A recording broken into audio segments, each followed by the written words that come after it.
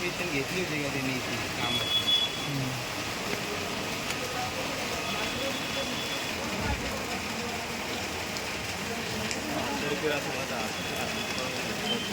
तर आपलं नाव काय आणि काय प्रकार घडला या ठिकाणी?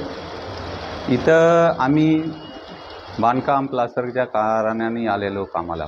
हां. इथं आता एक जण तिकडं सफाई करत होता कामगार, एक माझ्या हाताखाली काम करत होता. हां. तर तिकडं काही धपकन आवाज आला पडलेला.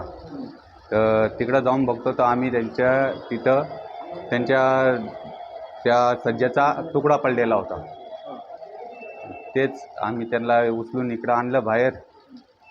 शेठला फोन केला, शेठ आणि आणलं. शेठनी गाडी टाकून आम्हाला सेंटरला सोडलं. मग त्यांचं नाव काय?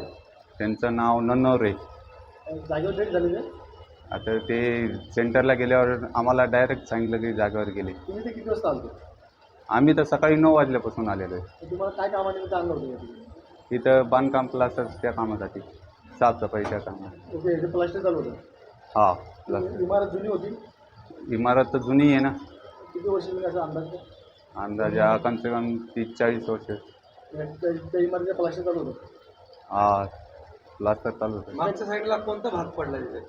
सर सज्जाचा तुकडा पडला आहे तिकडे मागच्या साईडला. त्याच्या अंगावर डोक्यावर पडलं? डोक्यावर पडला.